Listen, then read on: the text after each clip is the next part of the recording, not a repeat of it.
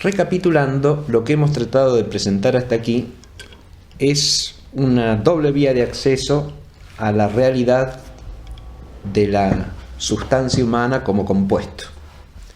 Por un lado, desde la perspectiva objetiva que contempla la totalidad de los seres vivientes como compuestos ilemórficos de cierto tipo particular, es decir, donde tenemos una forma sustancial, vital, que recibe el nombre propio de alma.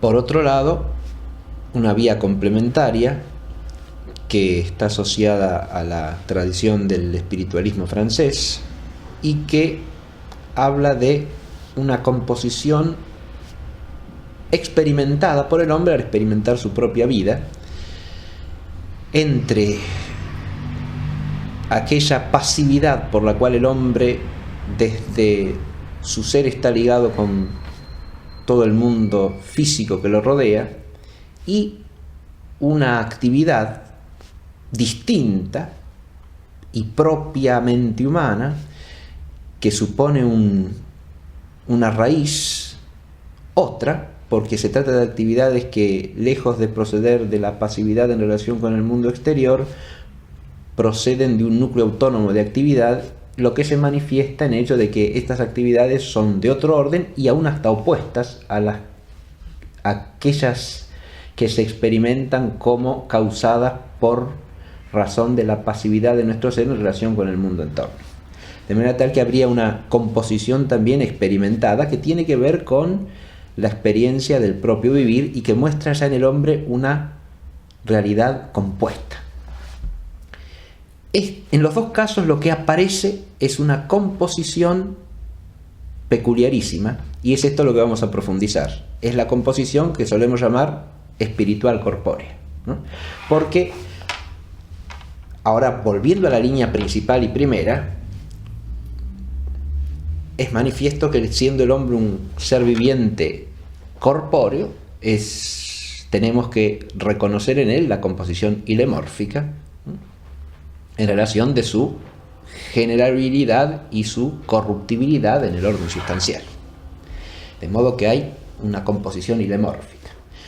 Tenemos una forma sustancial a su vez que es una forma vital, y por lo tanto esto nos permite de alguna manera visualizar al hombre en el conjunto analógico de los seres vivientes corpóreos.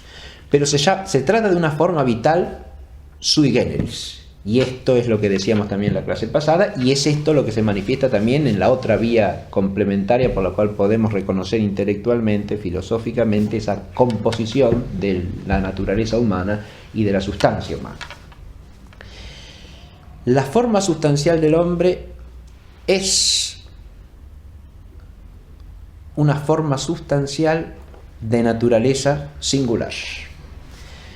Y acá nos tenemos que remitir al análisis clásico fundamental que reconoce la naturaleza de esta forma a partir de sus operaciones propias y en relación con los objetos de esas operaciones.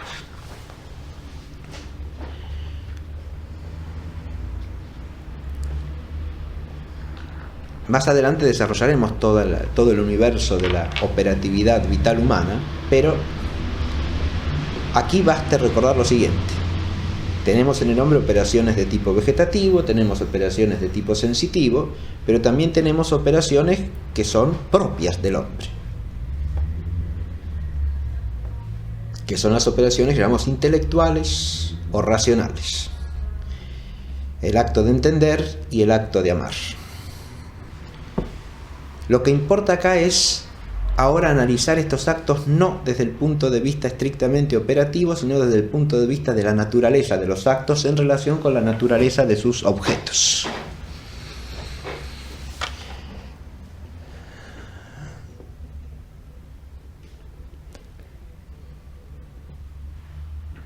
Santo Tomás señala con mucha claridad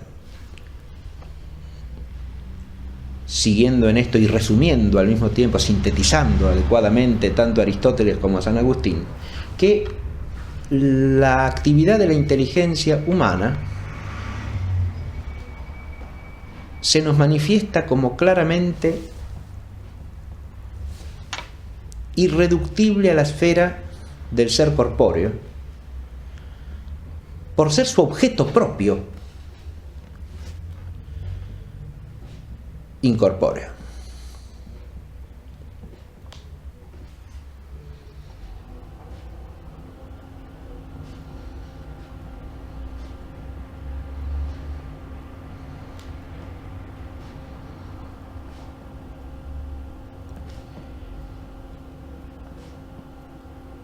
El objeto de la inteligencia humana como objeto primario o inicial es la esencia de las cosas físicas.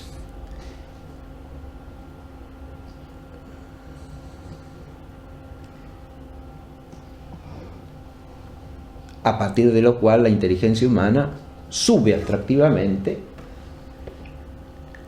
a través de la abstracción matemática y de la abstracción metafísica,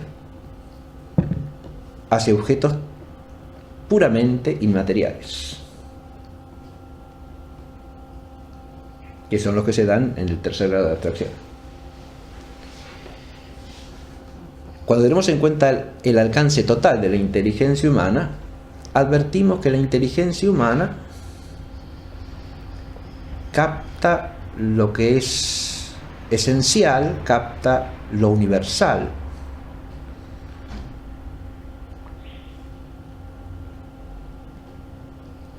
Capta siempre algo que trasciende, aún en el caso de la abstracción física, la singularidad corpórea.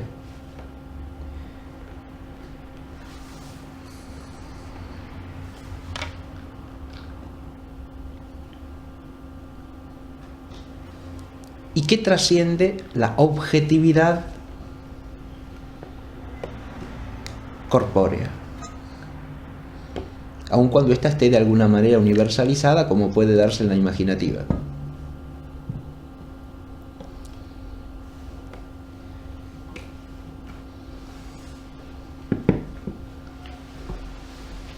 Porque aún en la imaginativa, la objetividad es necesariamente corpórea, porque es necesariamente sensible. Ya no se trata de algo sensible singular, sino de algo sensible generalizado, pero siempre sensible. Que por eso es una imagen.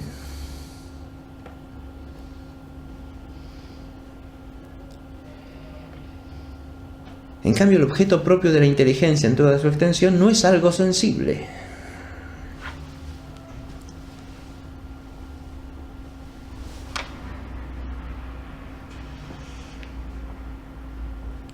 Es algo propiamente inteligible. Y en cuanto que tal, no dice razón de materialidad, sino razón de formalidad.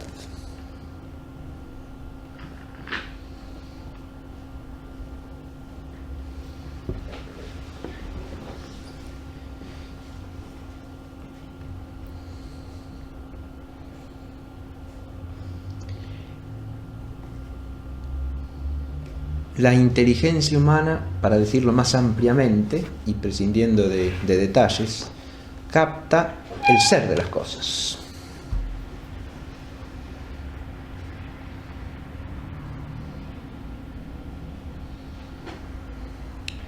Y existe a su vez,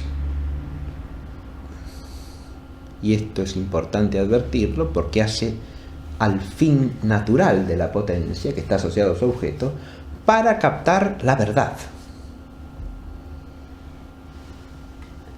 que es una relación absolutamente inmaterial entre la inteligencia y lo que ésta conoce, el ser de lo que conoce.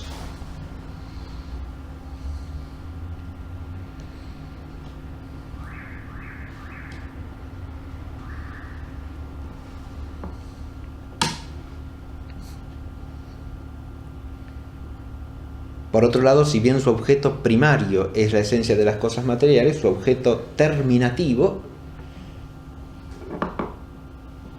no puede ser otro que el ser perfectísimo, en cuanto causa primera de todas las cosas distintas de él, o sea, el ser divino.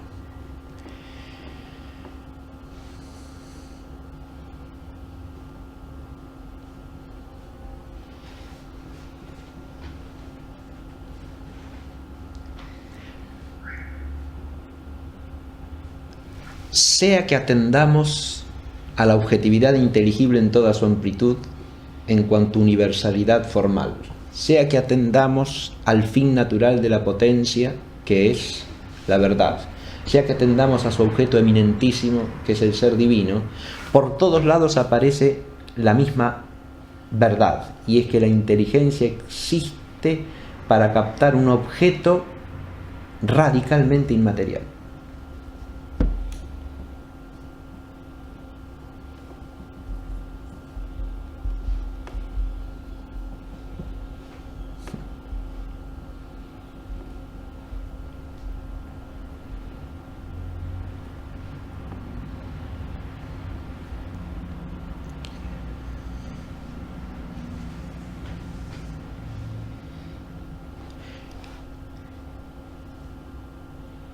He prescindido aquí de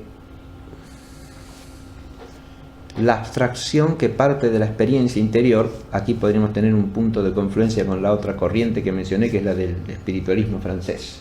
Pero hay nociones que son de orden reflexivo, que se forman a partir de la experiencia que la inteligencia tiene de sí misma, de la propia conciencia, como las nociones de la noción misma de conciencia o la noción de los actos propiamente humanos en cuanto los percibimos en nuestra interioridad, como una actividad nuestra, como la noción de pensar, por ejemplo. Estas nociones nos llevan también a otra esfera de realidad que es distinta de la del mundo físico, como raíz también de nuestra operatividad abstractiva. Y esto lo podemos completar si aludimos a la experiencia moral, en la cual captamos también realidades que son básicamente inmateriales, como la razón de responsabilidad o la razón de culpa, que no dicen referencia a nada sensible. Por eso la experiencia moral está profundamente ligada a una cierta inteligencia espontánea de la espiritualidad del vivir humano, porque en ella aprendemos espontáneamente nociones que no nos remiten a la esfera del mundo físico, ni directa ni indirectamente.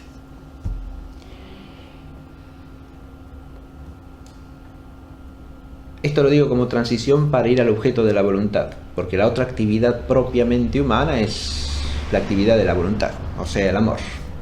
Y el amor tiene por objeto el bien.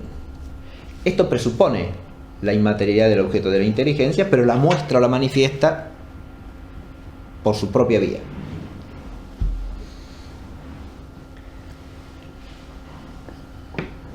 Porque el bien, en cuanto que tal, lo mismo que la verdad, es una relación inteligible. Y es la relación que tiene cualquier razón de perfección con la voluntad. O sea, el ser en general con el acto de una voluntad, es decir, de un querer racional, de una petición racional.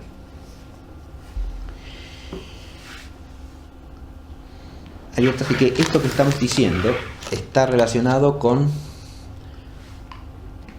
la imposibilidad de entender adecuadamente la esfera de la verdad y la esfera del bien si no se visualiza su inmaterialidad radical, o dicho de otra manera, su rango metafísico. Lo bueno como tal es primariamente aquello que dice razón de perfección, y es en cuanto que tal que cae bajo la voluntad racional. Y acá de nuevo, aunque lo bueno útil o lo bueno deleitable puedan estar unidos a veces y de alguna manera a lo sensible, la razón eminente de bien no es ni la una ni la otra, sino la del bien honesto. Y el bien honesto, que es para captar lo cual existe la inteligencia en cuanto perfección dada al hombre y posible para el hombre, y para amar lo cual existe la voluntad, no para que nos dirijamos al bien útil o al deleitable, sino para que nos dirijamos al bien honesto, es, de nuevo, radicalmente inmaterial.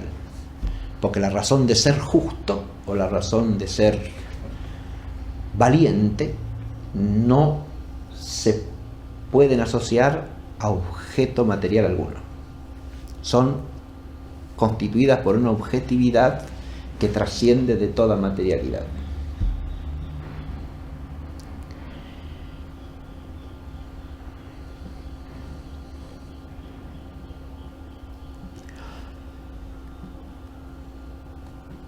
Apreciar la naturaleza del objeto de las potencias es el extremo de una cuestión que nos lleva del objeto a la potencia misma.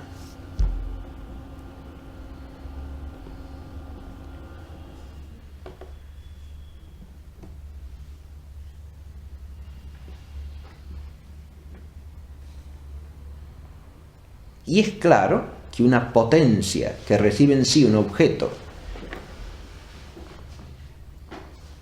que trasciende la materialidad, tiene que ser por naturaleza trascendente de la materialidad.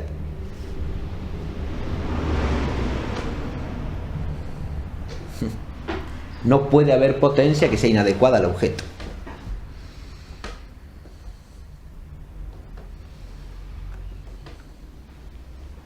Porque si no, no sería potencia de ese objeto.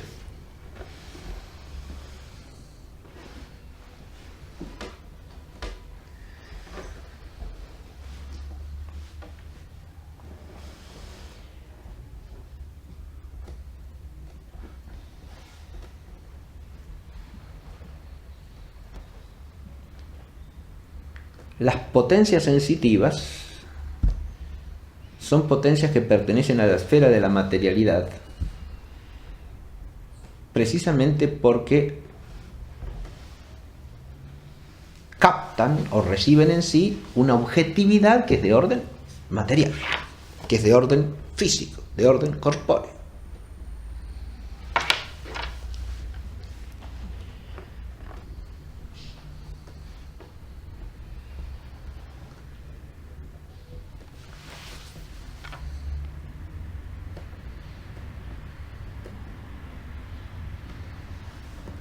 De aquí que incluso una potencia puramente espiritual no pueda captar un objeto material naturalmente.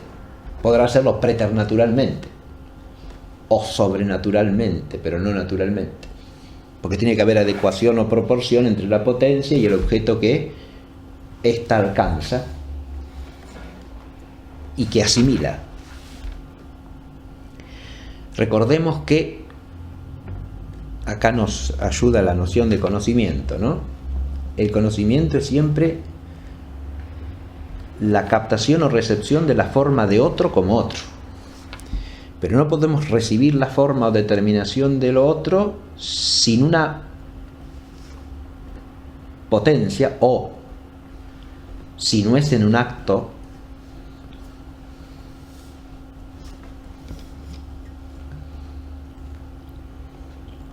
que tenga la capacidad de recibirlo por naturaleza.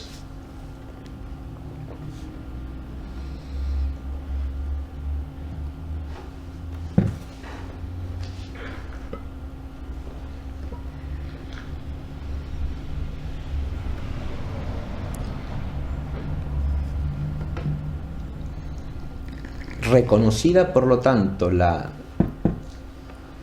inmaterialidad radical del objeto, tenemos que reconocer la inmaterialidad de la potencia correspondiente al objeto. Pero esta potencia no es una sustancia, esta potencia no será en sí misma. Esta potencia es una capacidad operativa de un sujeto.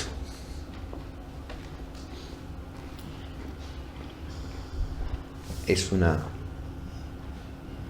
cualidad que se da en un sujeto.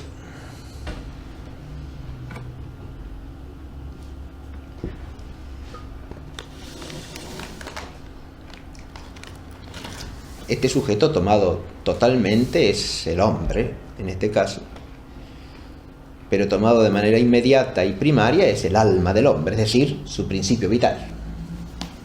Porque el principio vital como forma es el que pone toda determinación en la sustancia y por lo tanto es la raíz de las potencias.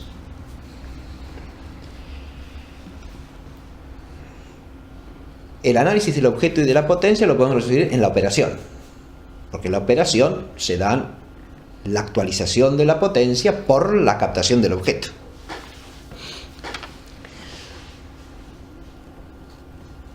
Habiendo objeto y potencia inmateriales, hay operación inmaterial.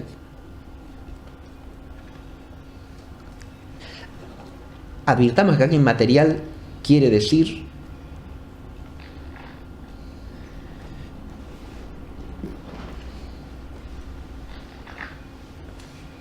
que trasciende la materialidad.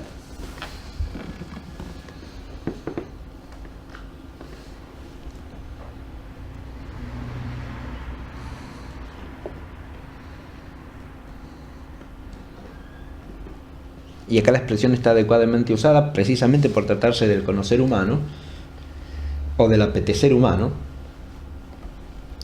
en el cual las operaciones propiamente humanas, o sea, racionales e intelectuales, están unidas también por naturaleza a operaciones infrarracionales, ¿no? Y por lo tanto, ese carácter autónomo de lo supramaterial se da como algo que trasciende la materialidad, o sea, que va más allá de, ¿no?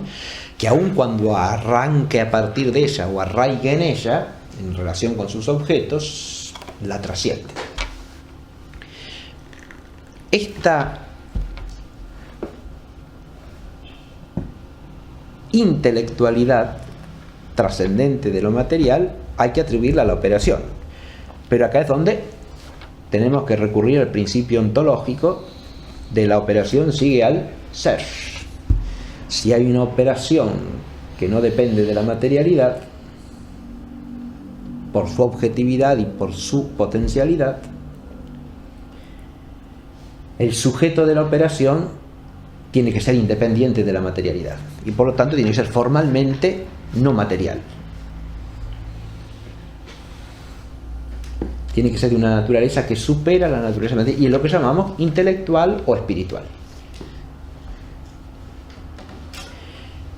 Aquí nos encontramos entonces con el carácter esencialmente espiritual o esencialmente otro respecto de la materialidad que hay que atribuir al principio formal humano, es decir, al alma. El alma humana, entendida a partir de su razón de espiritualidad o de intelectualidad, aparece ante la inteligencia inmediatamente bajo un doble cariz, porque por un lado es un coprincipio de la materia en el compuesto, pero por otro lado tiene una autonomía propia, entitativa y operativa, en la cual ella misma parece trascender al propio compuesto. Dicho de otra manera, hay un compuesto acá que es corpóreo y espiritual, pero al haber un compuesto corpóreo y espiritual, uno de los principios componentes tiene una trascendencia respecto del mundo, de la corporeidad,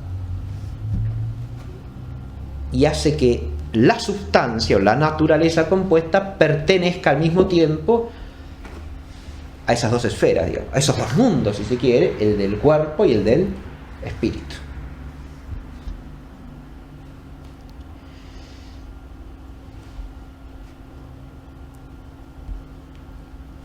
Entitativamente expresado esto, lleva a la doctrina clásica también de la capacidad de subsistencia del alma humana. El alma humana no es en este sentido una mera forma.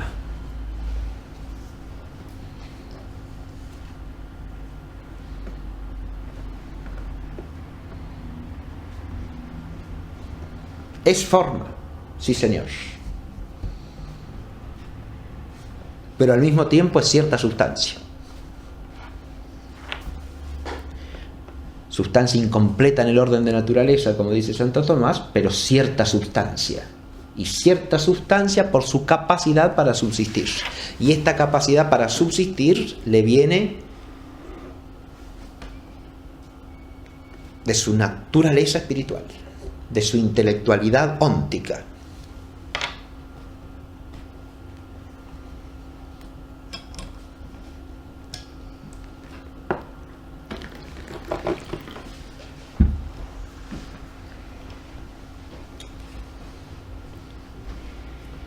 Que no permite que la reduzcamos a la razón de coprincipio.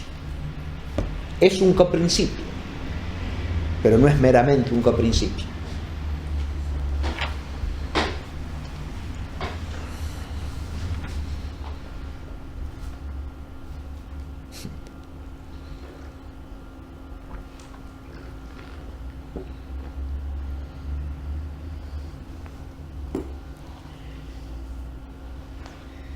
Acá nos encontramos ya con,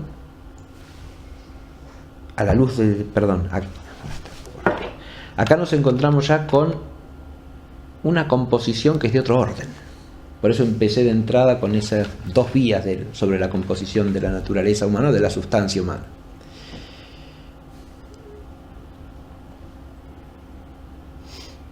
La vía de la composición ilemórfica es la primaria, dijimos, y filosóficamente nos lleva por ascenso desde la totalidad de los cuerpos al ser viviente y después en escala ascendente del viviente vegetativo al sensitivo y del sensitivo al racional, que es el hombre.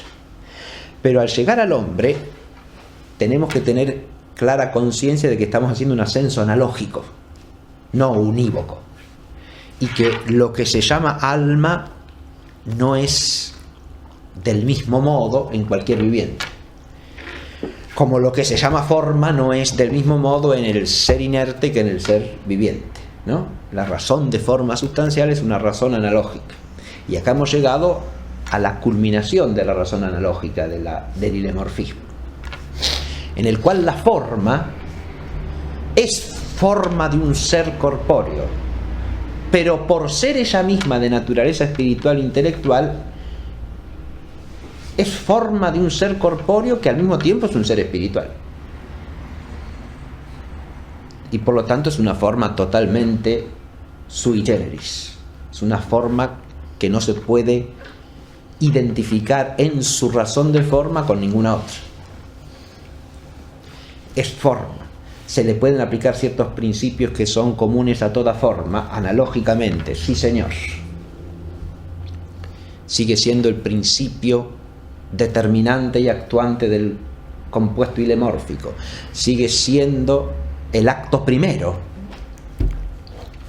de ese compuesto, porque es el acto por el cual esa sustancia compuesta recibe la naturaleza de ser la que es el acto que lo pone en su ser natural, que le da su especificación última y le da su naturaleza al todo.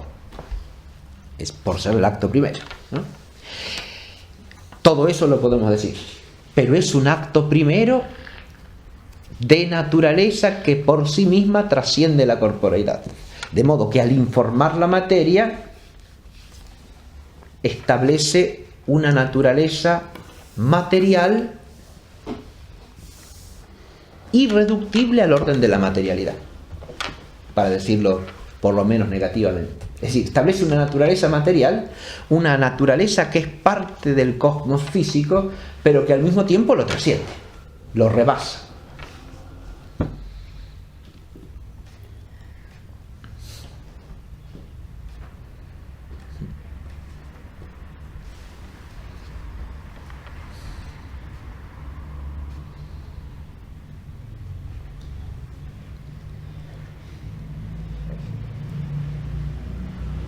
Esta doctrina acerca del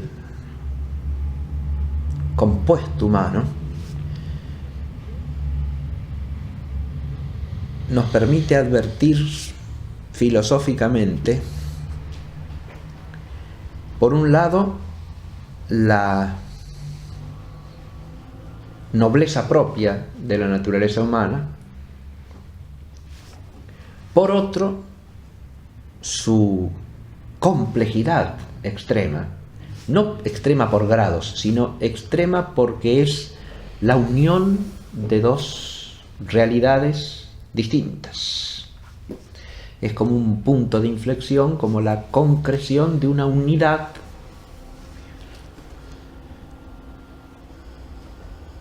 entre la esfera del ser corpóreo y la esfera del ser sustancialmente no corpóreo.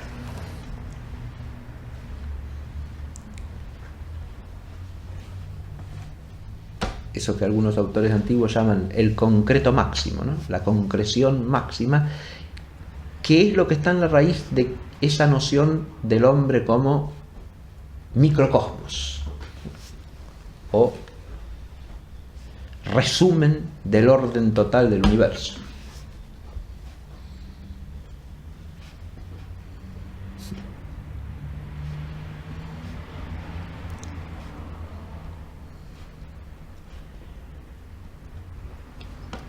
Pero al mismo tiempo que nos deja visualizar esto, esta doctrina nos permite también reconocer la raíz de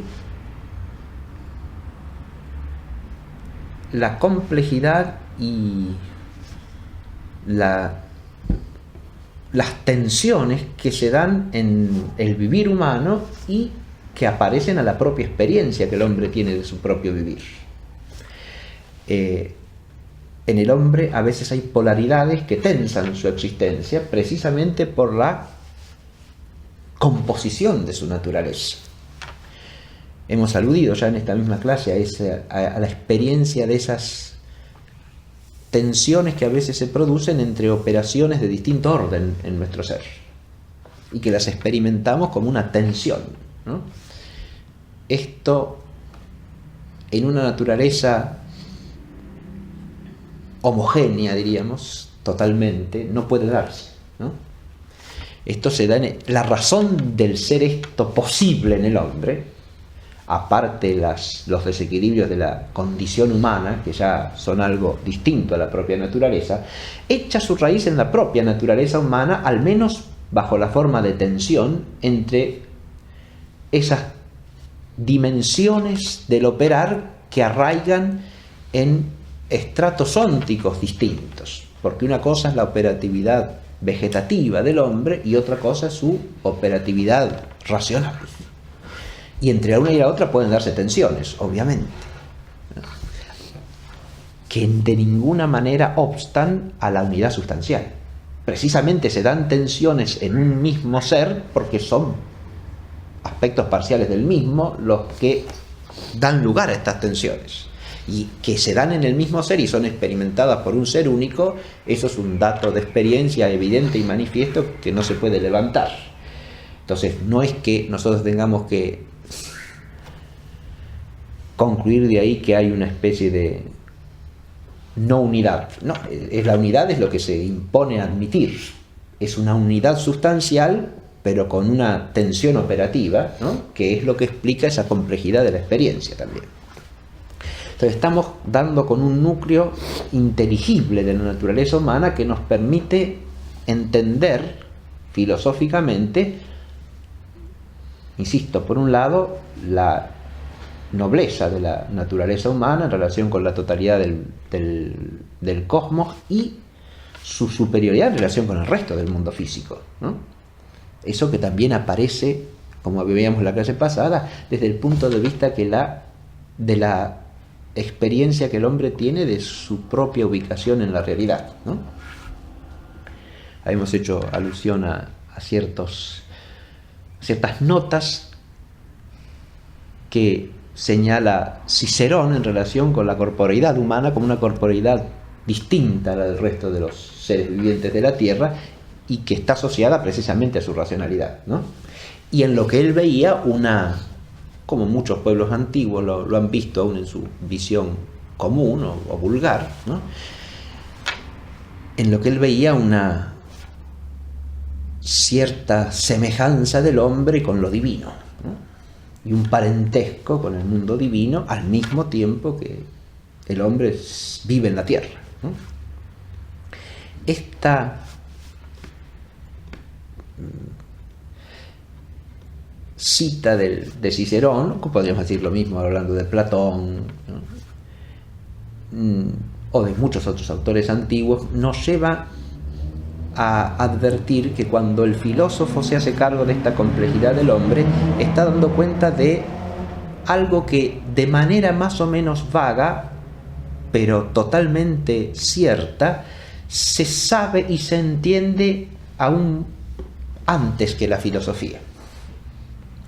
Esta noción de la trascendencia espiritual del hombre en relación con el mundo físico forma parte de la religiosidad natural humana, podríamos decir, más allá de las fronteras de la filosofía. Eso es algo que hay que advertir también, porque el filósofo puede dar razón de esto desde causas y principios, digamos, pero cierta, al menos intuición, podríamos decir, vaga, como he dicho, y más o menos confusa en su objetividad de esta verdad, se da de una manera incluso prefilosófica, ¿no? Porque el hombre no puede dejar de advertir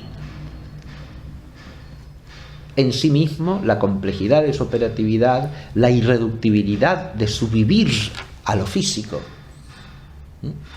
No puede dejar de advertir su destinación a fines que trascienden el mundo físico, por más que no lo formulen esos conceptos.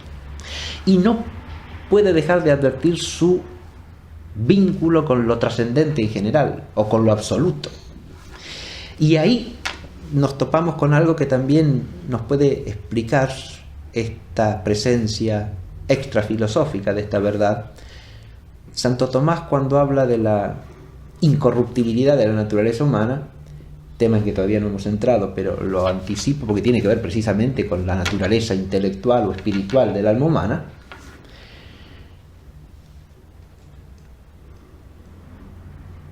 entre los argumentos que menciona el del apetito natural.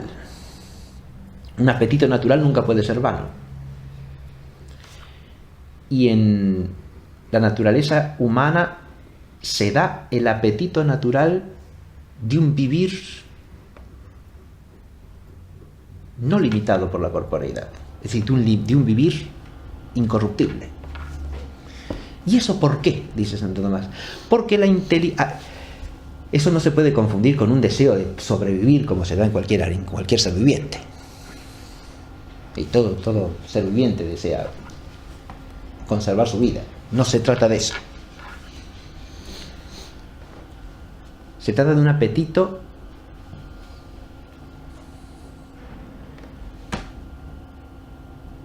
que se da en la naturaleza humana por ser esta capaz no de percibir la vitalidad solamente en relación con lo del aquí y el ahora, como se da en un ser sensitivo, sino de percibir la vida en relación con lo absoluto y con lo eterno. Y esto puede darse en la naturaleza humana en virtud de la acción de entender y de la acción de amar.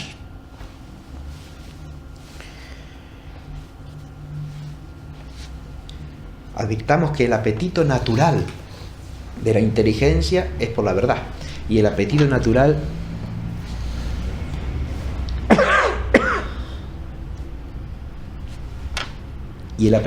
de la voluntad es por el bien sumo, es decir, por la beatitud, por la plenitud de vida en relación con el bien sumo. Y esto implica en el hombre la captación de lo absoluto, de lo que no tiene límite. Y por eso, dice Santo Tomás, entra en la petición natural del vivir humano y por lo tanto del alma humana la petición de lo que no tiene fin. Y un apetito natural no puede ser en vano, ¿no? Esto que está diciendo acá Santo Tomás lo he dicho nada más que para que se relacione con esa presencia de la percepción intelectual vulgar de esta verdad filosófica de la espiritualidad del alma humana, ¿no? Que en algunas religiones de las civilizaciones antiguas es sumamente clara, como en el caso del antiguo Egipto, por ejemplo, pero que se da prácticamente en todos los pueblos, insisto, de distinta manera y de un modo más o menos confuso, ¿no? En cuanto que es una verdad que se alcanza para usar la expresión de San Pablo en el Areópago, como a tientas, ¿no? De manera que pero es una verdad que se vislumbra, que se percibe de alguna manera. Ahora, esta espiritualidad, intelectualidad óntica del alma humana trae como consecuencia el planteo de ciertas propiedades que tiene el alma humana como principio. Y acá tenemos que considerar por lo menos 3 propiedades fundamentales que tiene el alma humana en razón de su espiritualidad óntica.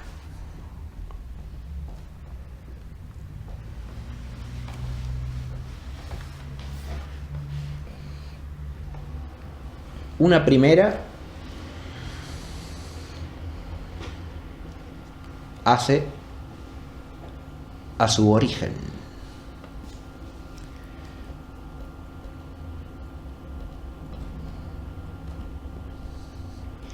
Y tiene que ver con que sólo puede ser causada por la eficiencia de la causa primera.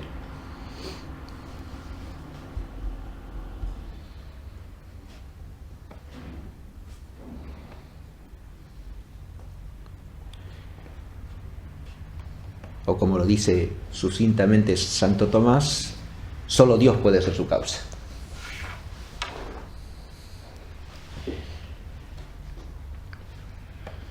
En esta propiedad advertimos algo que traté de decir hace un momento, cuando dije que el alma, por ser alma, es forma, pero por ser espiritual no es meramente forma. Adviértase que decimos que un compuesto ilemórfico es tal para explicar la generación y la corrupción. Pero en esta primera propiedad lo que estamos diciendo es que si bien el compuesto humano es generable, el alma no lo es propiamente, es creable. Precisamente porque su naturaleza espiritual trasciende la causalidad física.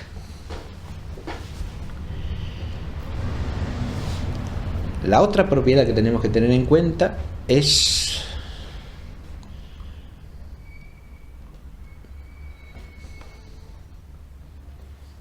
la capacidad de subsistencia. O dicho de manera, su razón de substancialidad.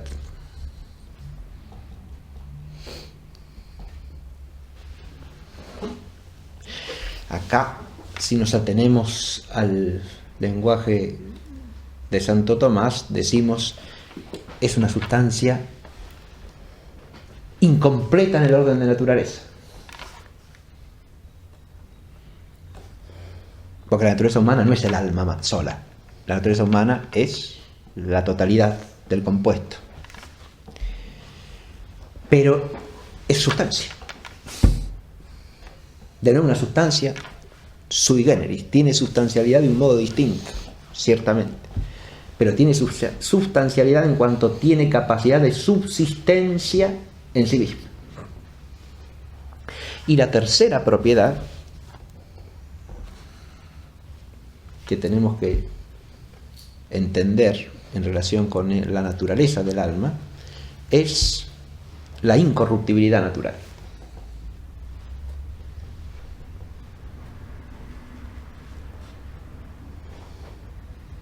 O sea, lo que suele llamarse tradicionalmente también la inmortalidad natural del alma.